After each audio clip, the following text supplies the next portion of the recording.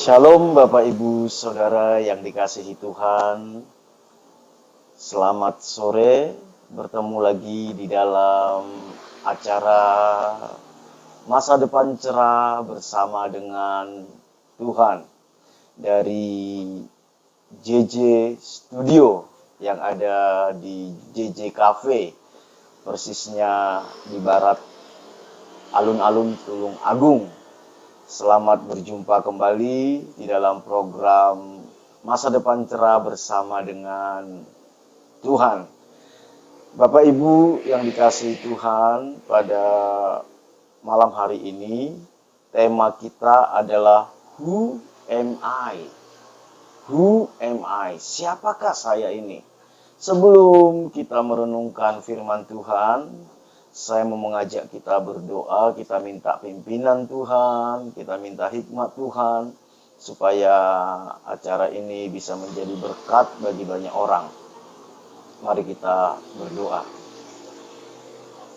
Bapa kami yang di sorga, yang kami sembah di dalam nama Tuhan Yesus Kristus, Tuhan pencipta langit dan bumi dan segala isinya. Tuhan yang berdaulat atas alam semesta, atas jagat raya. Tuhan yang berdaulat atas hidup kami. Kami ada semua karena Tuhan. Tuhanlah yang menciptakan kami. Tuhanlah yang menuntun langkah-langkah kami. Tuhan yang telah menebus kami lewat pengorbanan Tuhan Yesus Kristus di atas kayu salib. Ini kami anak-anak-Mu datang membawa ucapan syukur kami atas semua kebaikan Tuhan sepanjang hari ini, atas perlindungan Tuhan, atas pemeliharaan Tuhan. Terima kasih Bapa. Kalau sore malam hari ini kami mau belajar kebenaran firman Tuhan, kami percaya Roh Kudus ada di dalam hidup kami. Engkau yang akan mengajari kami, yang membukakan rahasia kebenaran-Mu, sampai kebenaran itu memerdekakan kami. Berkati anak-anak-Mu yang mengikuti program ini, dimanapun mereka berada saat ini. Biar Tuhan yang memberkati, biar Tuhan yang membukakan kebenaran-Mu bagi setiap mereka. Dalam nama Tuhan Yesus kami berdoa kepada Bapa di sorga. Amin. Saya mau mengajak kita membaca Alkitab kita di dalam Mazmur 139. Mazmur 139 ayat 13 sampai 16. Mazmur 139 ayat 13 sampai 16 dikatakan seperti ini. Sebab Engkaulah yang membentuk buah pinggangku, menenun aku dalam kandungan ibuku. Aku bersyukur kepadamu oleh karena kejadianku dahsyat dan ajaib. Ajaib apa yang kau buat, dan jiwaku benar-benar menyadarinya. Tulang-tulangku tidak terlindung bagimu ketika aku dijadikan di tempat yang tersembunyi. Dan aku direkam di bagian-bagian bumi yang paling bawah. Matamu melihat selagi aku bakal anak, dan dalam kitab-kitabmu semuanya tertulis hari-hari yang akan dibentuk sebelum ada satupun daripadanya. Bapak, Ibu, Saudara yang dikasihi Tuhan, saya akan menceritakan sebuah kisah. Mungkin saudara pernah mendengar kisah ini karena kisah ini sering diceritakan di dalam mimbar-mimbar gereja. Tapi kisah ini sangat memberkati saya, yaitu kisah seekor Raja Wali. Seorang bapak yang tinggal di sebuah pegunungan, ketika suatu hari bapak ini pulang dari ladang karena pekerjaannya adalah seorang petani. Ketika dia pulang dari ladang, dia menemukan sebutir telur. Telur itu sebenarnya adalah telur Raja Wali, tapi bapak ini tidak tahu kalau itu telur Raja Wali. Bapak ini penasaran, ingin tahu ini sebenarnya apa. Oleh karena itu, telur Raja Wali ini digabungkan dengan beberapa telur ayam yang kebetulan sedang dierami yang ada di rumahnya. Bapak ini punya seekor ayam yang sedang mengeram beberapa telur, dan dia gabungkanlah telur Raja Wali ini kepada beberapa telur ayam itu. Beberapa waktu kemudian, satu persatu telur ayam ini menetas menjadi anak ayam, dan terakhir telur Raja Wali ini menetas. Bertumbuhlah anak Raja Wali dan anak ayam bersama-sama. Bertumbuh. Awal-awal pertumbuhannya biasa-biasa saja, saudara. Biasa-biasa saja. Tetapi semakin lama, anak Raja Wali penasaran. Kenapa pertumbuhan dia lebih cepat daripada anak-anak ayam yang lain? Di saat anak-anak ayam yang lain masih kecil-kecil, dia sudah cepat besar. Semakin lama, anak Raja Wali semakin berbeda dengan anak-anak ayam yang lain. Sang anak Raja Wali penasaran, dan dia bertanya kepada induk ayam yang merupakan ibunya dia saat itu tentunya ya. Dia bertanya, "Mama, kenapa saya berbeda dengan saudaraku? Kenapa saya lebih cepat besar daripada mereka?" Sang induk ayam mengatakan bahwa ya itu biasa aja lah. Kita ini anak, kita ini ayam. Memang kadang ada satu anak yang lebih cepat besar. Suatu saat ketika induk Raja Wali dan beserta anak-anak ayam terbang di atas mereka, dengan gagahnya induk Raja Wali terbang di awan persis di atas mereka. Anak-anak ayam yang lain ketakutan, mereka berlindung di bawah sayap sang induk. Tetapi Raja Wali ini karena dia sudah besar, dia tidak bisa berlindung di bawah sayap induknya tentunya, karena hampir sama besarnya dengan induknya. Tetapi ketika dia lihat di awan, ada induk Raja Wali terbang dengan suara yang melengking, dan dengan gagahnya, sang anak Raja Wali terkagum. Terkagum-kagum melihat kok ada burung besar yang gagah di atas kami. Sang anak Raja Wali bertanya kepada induk ayam, Mama itu siapa? Kok keren sekali? Kok kelihatannya mirip dengan saya ya? Kok mirip ya? Tetapi induk ayam berkata, "Oh, itu induk Raja Wali. Kita ini ayam. Tapi kok rasanya kok seperti saya," katanya. "Kamu jangan pikir macam-macam. Dia Raja Wali, ya kita ayam," katanya. Ayam. Tetapi penasarannya tidak hilang, saudara. Dia berusaha mencari siapa sebenarnya dirinya. Setiap ada induk Raja Wali lewat di atas kepala mereka, sang anak Raja Wali ini bertanya lagi kepada mamanya, "Mama, kok saya pingin ya bisa terbang seperti induk Raja Wali itu?" Sang induk ayam bilang gini sama anak Raja Wali itu, "Nah, kamu nggak mungkin bisa terbang. Dia Raja Wali, kita ayam. Sampai kapanpun kita ayam, nggak mungkin bisa seperti dia." Akhirnya sang Raja Wali ini menerima takdir sebagai ayam.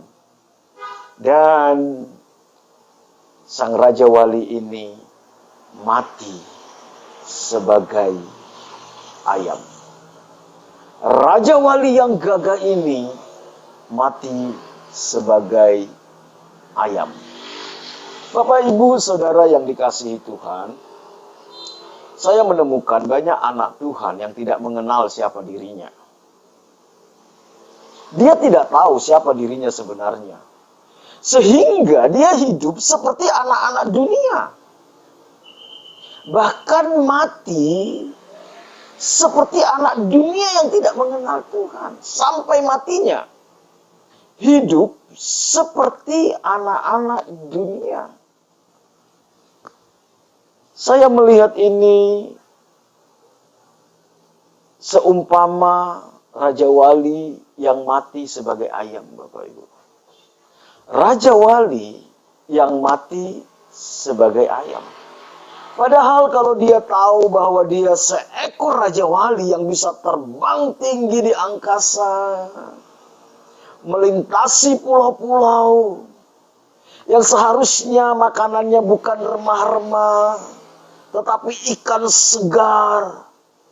Betapa indahnya kehidupan anak Raja Wali itu. Tetapi karena dia tidak tahu bahwa dia adalah seekor Raja Wali, maka dia hanya makan dari remah-remah, dia tidak bisa kemana-mana, dia hanya di sekitar rumah, dan dia mati mungkin sebagai ayam lodo atau fried chicken, saudara. Bapak Ibu, banyak saya temukan anak Tuhan seperti ini. Dia tidak tahu siapa dirinya.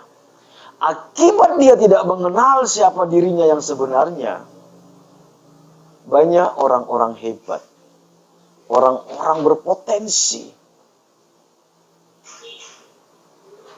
yang menjalani hidupnya dengan kesia-siaan. Padahal ada potensi besar dalam hidupnya. Padahal dia tuh orang hebat. Tetapi karena dia tidak tahu siapa dirinya sebenarnya, dia habiskan hidupnya dalam kesia-siaan. Hidup tanpa tujuan yang jelas.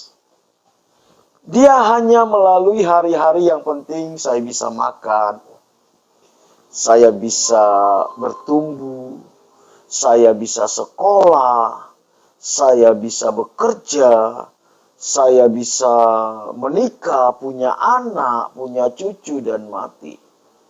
Bapak Ibu, kalau hidup hanya seperti ini hidup yang sia-sia.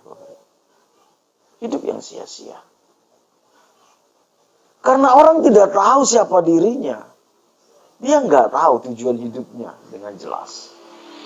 Yang kedua, dia izinkan dia dibelenggu oleh dosa. Dibelenggu oleh seks bebas, dibelenggu oleh pornografi, dibelenggu oleh narkoba. Karena dia tidak tahu siapa dirinya, sehingga hidupnya berantakan, rumah tangga berantakan. Dia nggak tahu bagaimana harus bersikap sebagai kepala rumah tangga, sebagai istri, dia nggak tahu. Hidup pengangguran. Hidup di dalam kejahatan demi kejahatan untuk mencukupi hidupnya. Karena dia tidak mengenal siapa dirinya. Dan dia tidak tahu apa potensi hidupnya. Oleh karena itu, saudara, mengenal siapa diri kita yang benar sangatlah penting. Mengenali siapa diri kita sebenarnya itu sangat penting sekali. Ketika saudara dan saya gagal mengenali siapa diri kita, maka kita tidak tahu sebenarnya arah hidup kita kemana. Kita nggak tahu potensi-potensi diri kita. Kita nggak tahu apa hal yang penting dalam hidup kita. Tetapi kalau kita tahu siapa diri kita sebenarnya, buat apa kita diciptakan, maka kita akan mengerti arah hidup kita kemana. Kita tahu apa yang harus kita lakukan, apa yang tidak boleh kita lakukan. Kita akan bisa mengerti apa yang penting, apa yang kurang penting, apa yang tidak penting dalam hidup kita. Sehingga kita tidak menghabiskan potensi kita, energi kita untuk hal-hal yang tidak penting. Saudara, kita coba buat jurnal, saudara. Sepanjang hari, selama 24 jam, berapa jam hidup kita itu efektif, bermanfaat untuk hal-hal yang penting. Saya percaya kebanyakan orang menghabiskan hidupnya hanya untuk hal-hal yang gak penting. Sehingga potensinya gak keluar. Tetapi kalau kita tahu siapa diri kita tahu tujuan Tuhan menciptakan kita bisa tahu apa hal yang terpenting dalam hidup kita tahu prioritas hidup kita, maka kita akan menemukan potensi-potensi terbaik dalam hidup kita. Dan kita bisa mengembangkannya. Kalau kita sudah menemukan potensi terbaik dari diri kita dan kita bisa kembangkan, saya percaya kita akan bahagia. Bahagia. Bukan cuma kita bahagia, orang-orang di sekitar kita bahagia lewat hidup kita.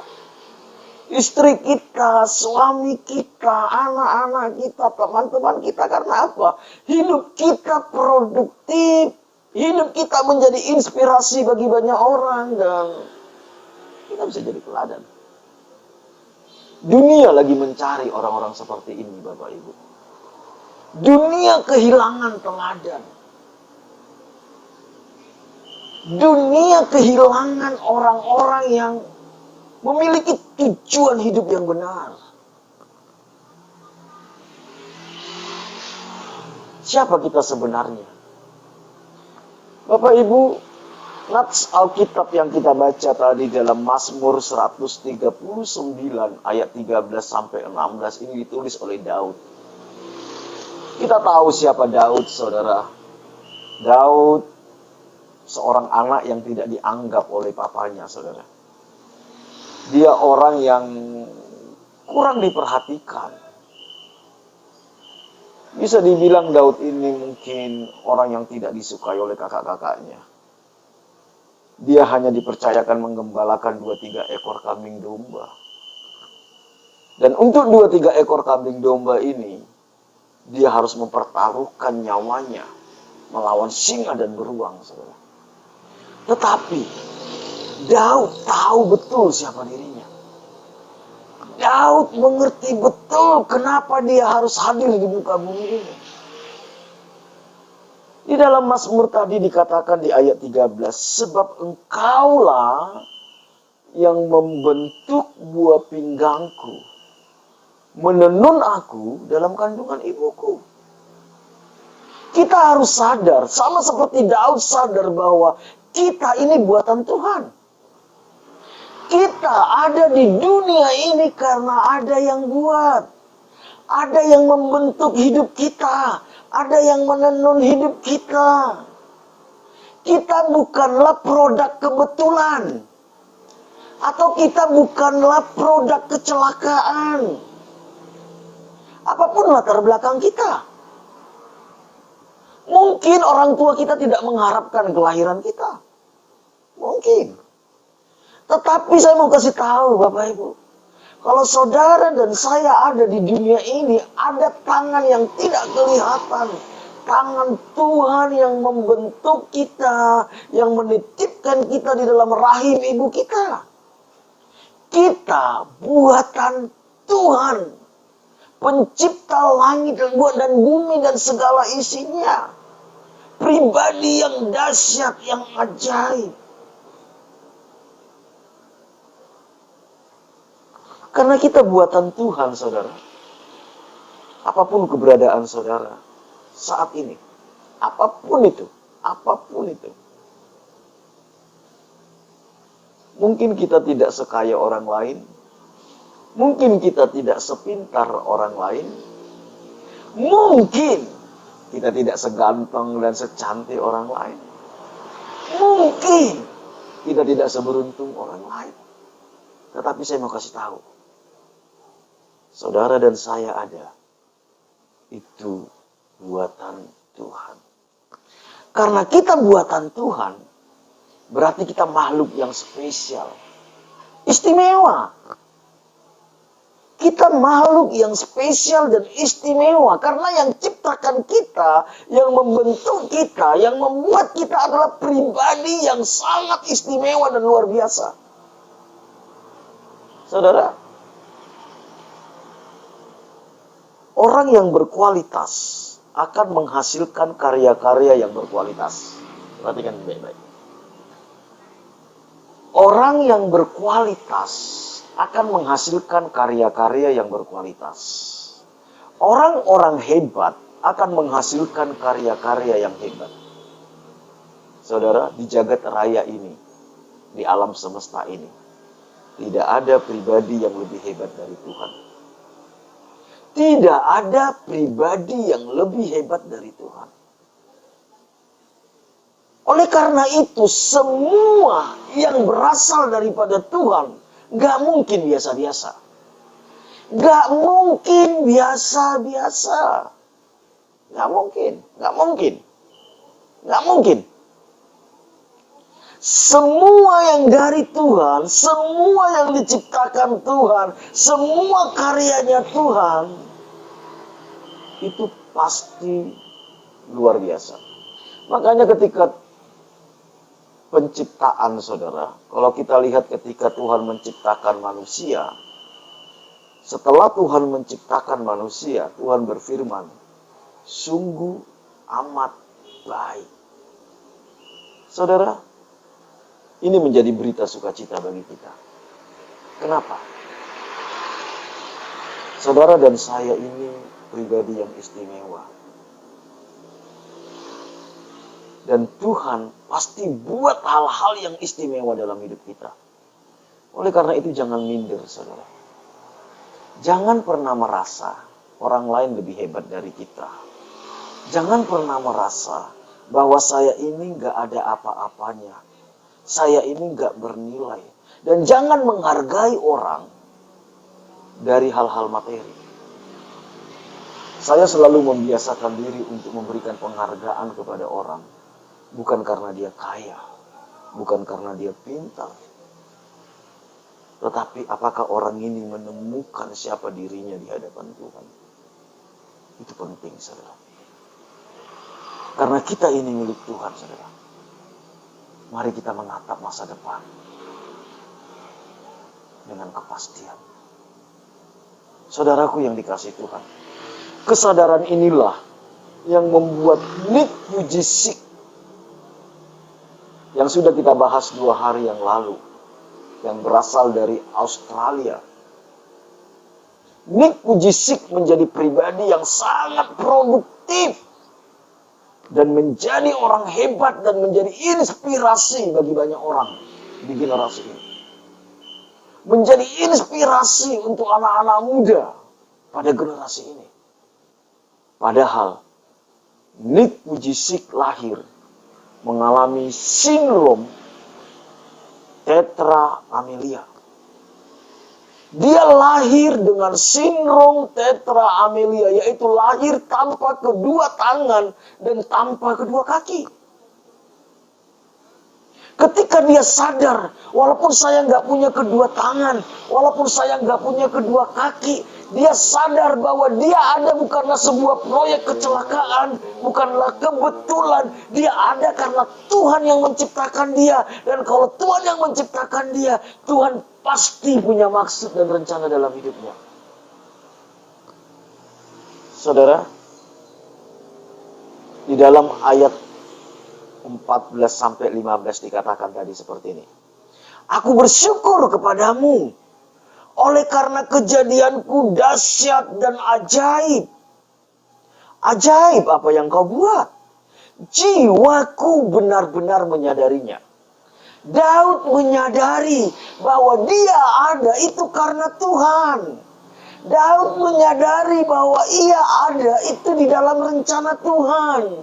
Yang menjadi pertanyaan, apakah kita sadar bahwa kita ada itu karena Tuhan? Come on.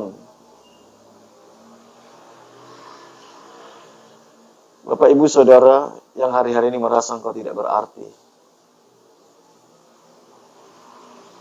Engkau merasa tidak seberuntung orang lain. Engkau merasa selalu gagal dalam hidupmu. Saya mau mengingatkan kembali. Sadar. Sadar. Bahwa kita ini diciptakan oleh pribadi yang maha dahsyat. Yang maha kreatif. Yang luar biasa. Karena kita diciptakan oleh pribadi yang hebat, yang dahsyat, kreatif, luar biasa. Gak mungkin dia menciptakan kita menjadi pribadi yang biasa-biasa. Gak mungkin. Nggak mungkin.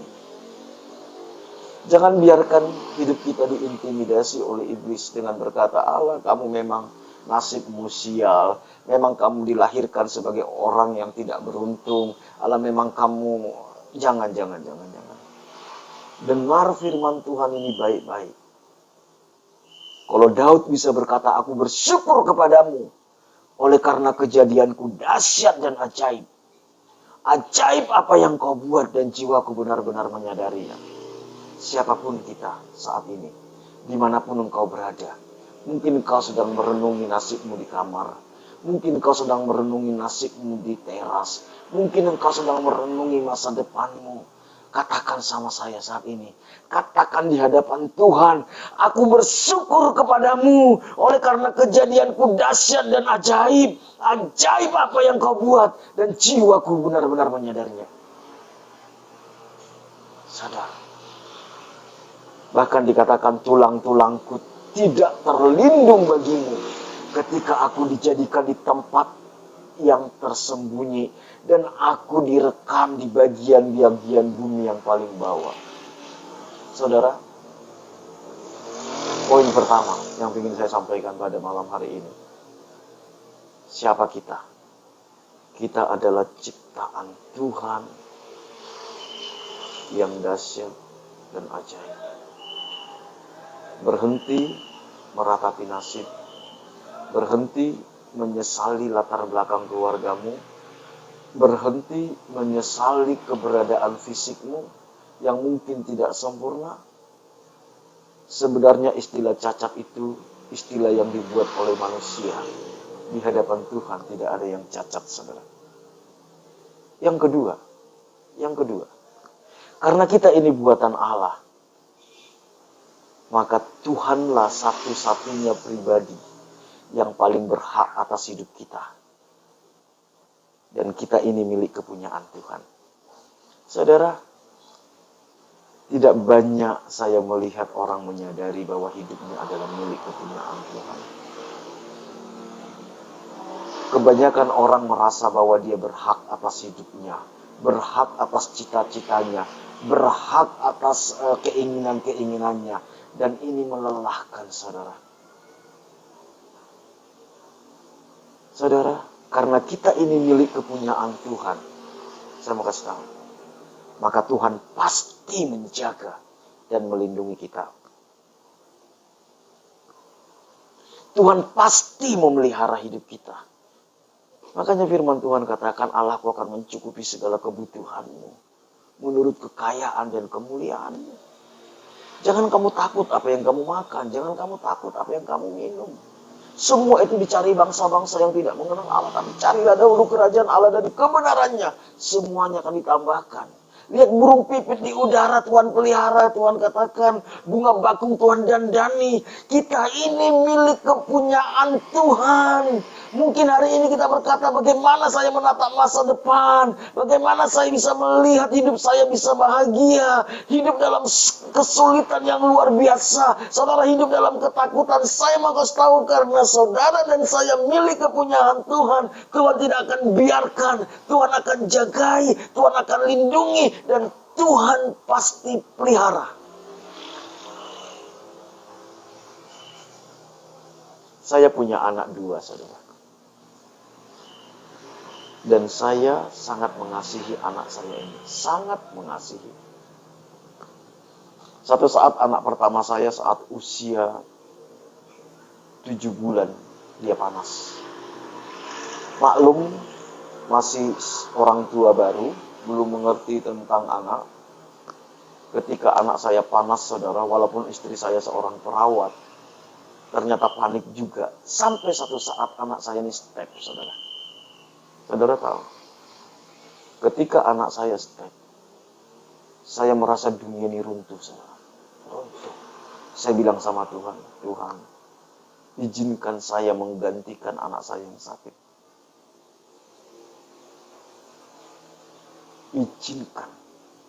Saya mau kasih tahu. Karena saudara milik kepunyaan Tuhan. Yesus sudah tebus kita di atas kayu salib. Ketika saudara sedih, Tuhan Yesus juga sedih.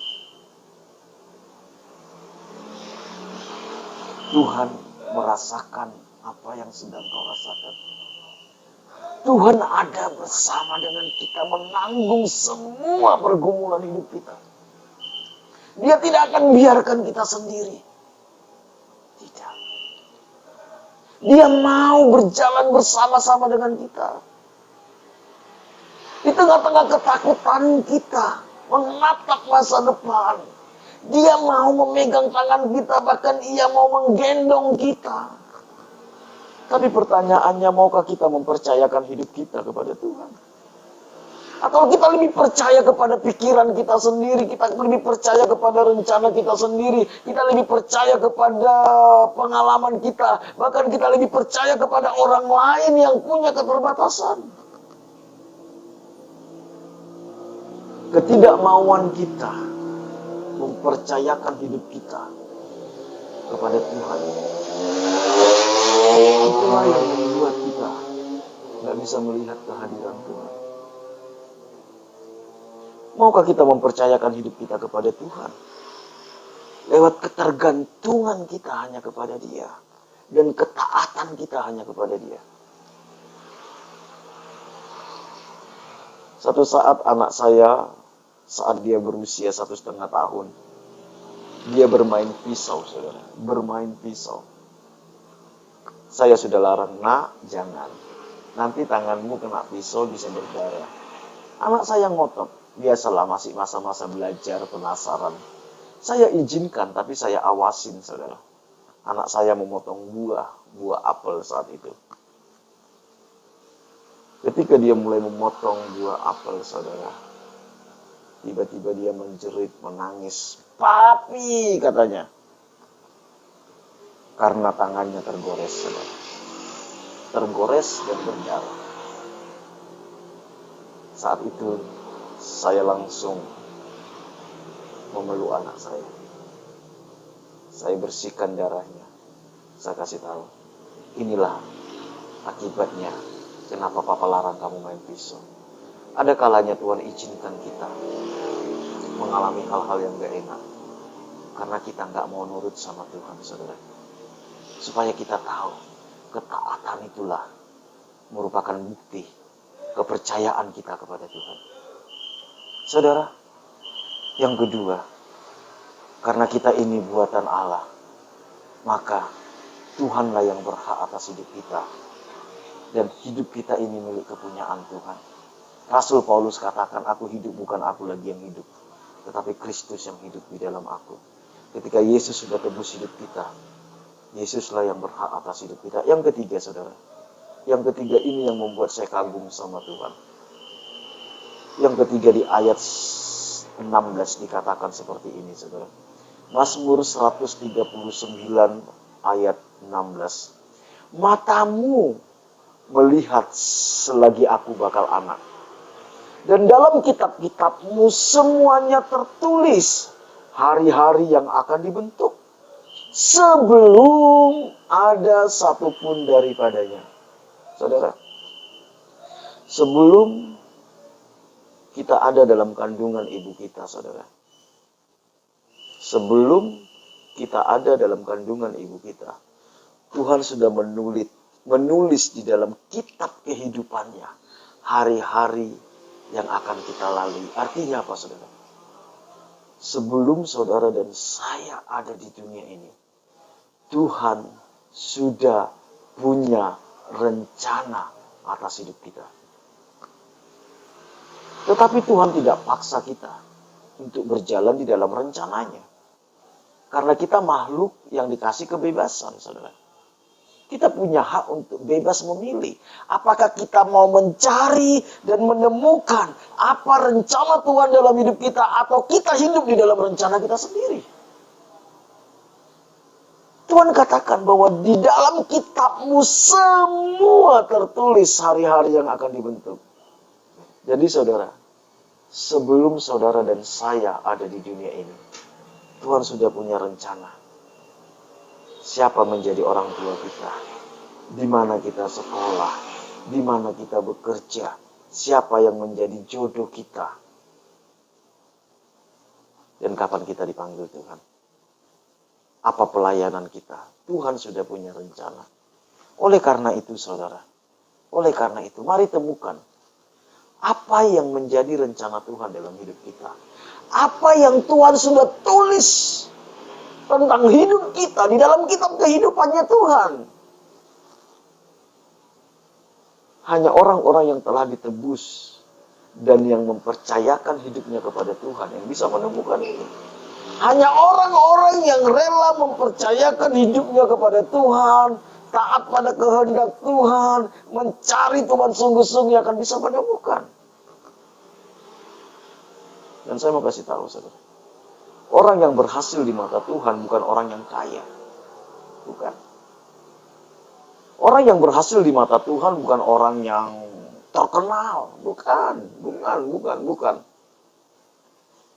Orang yang berhasil di mata Tuhan bukan orang yang berpendidikan tinggi. Bukan. Bukan itu yang terpenting dalam hidup ini.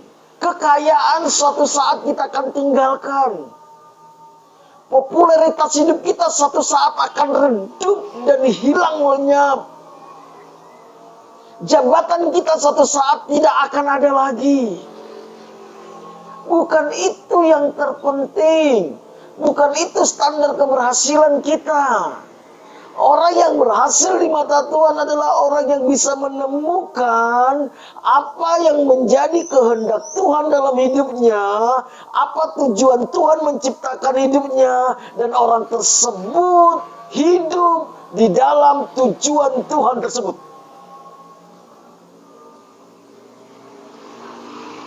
Gitu. Jadi jangan bangga kalau kita sudah kaya.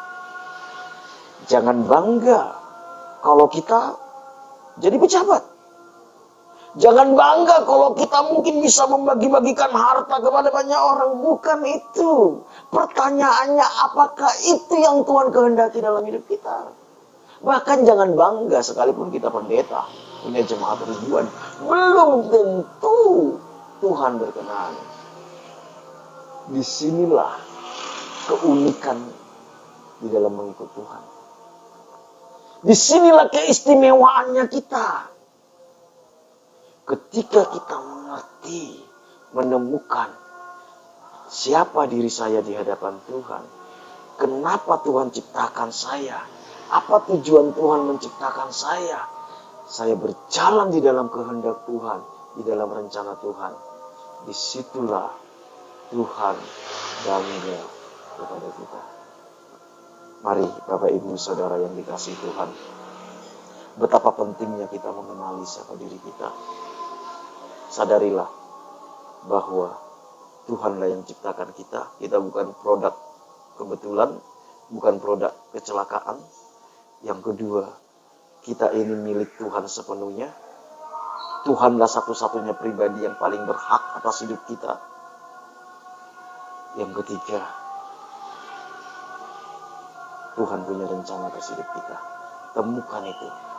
Dan saya percaya, ketika kita bisa menemukan, kita akan bahagia. Bukan uang yang membuat kita bahagia. Bukan popularitas yang membuat kita bahagia.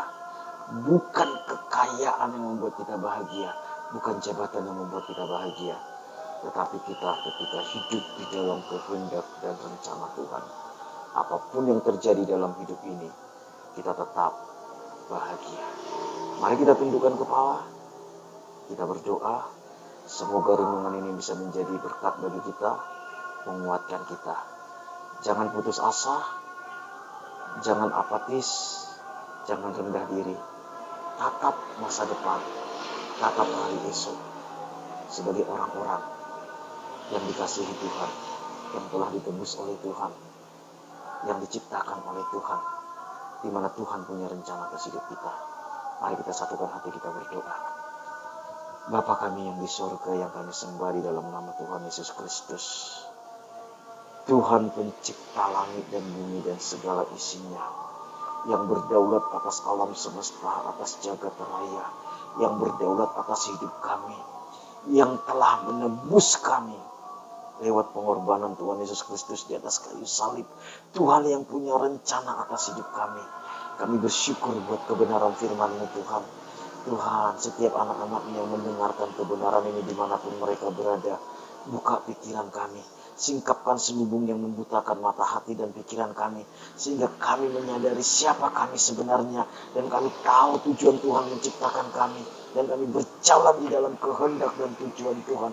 Berkati setiap anak-anak-Mu Tuhan, kuatkan, teguhkan hati mereka, dimanapun mereka berada saat ini, apapun yang sedang mereka hadapi, apapun yang mereka sedang alami. Kami percaya Engkau Allah Immanuel yang tidak pernah meninggalkan kami, Roh Kudus yang memberikan penghiburan kepada kami, yang memberikan kekuatan, yang memberikan hikmat kepada kami untuk bisa melalui hari-hari kami di masa-masa sulit ini.